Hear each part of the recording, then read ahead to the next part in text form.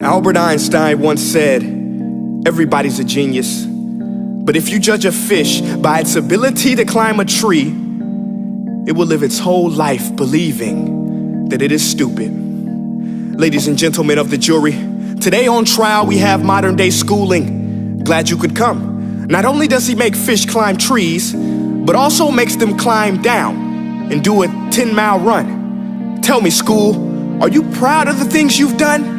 Turning millions of people into robots, do you find that fun? Do you realize how many kids relate to that fish? Swimming upstream in class, never finding their gifts, thinking they are stupid, believing they are useless? Well, the time has come, no more excuses. I call school to the stand and accuse him of killing creativity, individuality, and being intellectually abusive. He's an ancient institution that has outlived his usage. So, Your Honor, this concludes my opening statement, and if I may present the evidence of my case, I will prove it. Proceed. Exhibit A. Here's a modern day phone. Recognize it? Here's a phone from 150 years ago. Big difference, right? Stay with me. Here's a car from today, and here's a car from 150 years ago. Big difference, right? Well, get this. Here's a classroom of today, and here's a class we used 150 years ago. Now ain't that a shame? In literally more than a century, nothing has changed. Yet you claim to prepare students for the future? But with evidence like that, I must ask, do you prepare students for the future or the past? I did a background check on you and let the record show that you were made to train people to work in factories, which explains why you put students in straight rows, nice and neat, tell them sit still, raise your hand if you want to speak, give them a short break to eat, and for 8 hours a day, tell them what to think. Oh, and make them compete to get an A letter which determines product quality, hence grade A of meat. I get it. Back then, times were different. We all have a past. I myself am no Gandhi. But today, we don't need to make robot zombies. The world has progressed. And now we need people who think creatively, innovatively, critically, independently, with the ability to connect. See, every scientist will tell you that no two brains are the same. And every parent with 2 or more children will confirm that claim. So please explain why you treat students like cookie cutter frames or snapback hats, giving them this one-size-fits-all crap. Watch your language. Sorry, Your Honor, but if a doctor prescribed the exact same medicine to all of his patients, the results will be tragic. So many people would get sick, yet when it comes to school, this is exactly what happens. This educational malpractice, where one teacher stands in front of 20 kids, each one having different strengths, different needs, different gifts, different dreams, and you teach the same thing the same way? That's horrific. Ladies and gentlemen, the defendant should not be acquitted. This may be one of the worst criminal offenses ever to be committed. And let's mention the way you treat your employees. Objection. Overruled. I want to hear this. It's a shame. I mean, teachers have the most important job on the planet, yet they're underpaid? No wonder so many students are short-changed.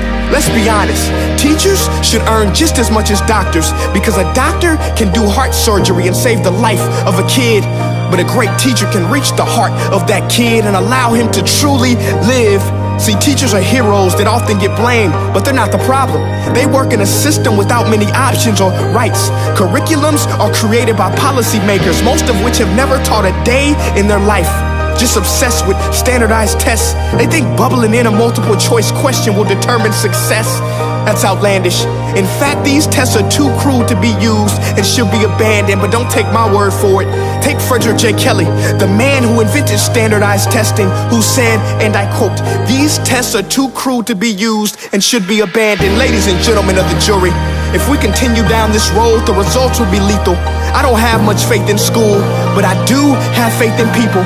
And if we can customize healthcare, cars, and Facebook pages, then it is our duty to do the same for education, to upgrade it, change it, do away with school spirit, because that's useless. Unless we're working to bring the spirit out of each and every student, that should be our task. No more Common Core. Instead, let's reach the core of every heart in every class. Sure, math is important, but no more than art or dance. Let's give every gift an equal chance. I know this sounds like a dream, but countries like Finland are doing impressive things. They have shorter school days, teachers make a decent wage, homework is non-existent, and they focus on collaboration instead of competition. But here's the kicker, boys and girls. Their educational system outperforms every other country in the world. Other places like Singapore are succeeding rapidly. Schools like Montessori, programs like Khan Academy, there is no single solution.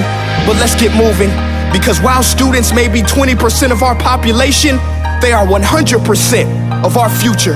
So let's attend to their dreams, and there's no telling what we can achieve.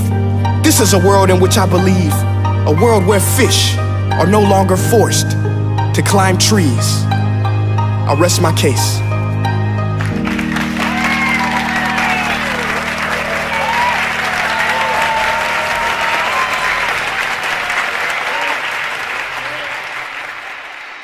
Hey guys, my name is Prince EA, and I want to say thank you so much for watching my video. But now,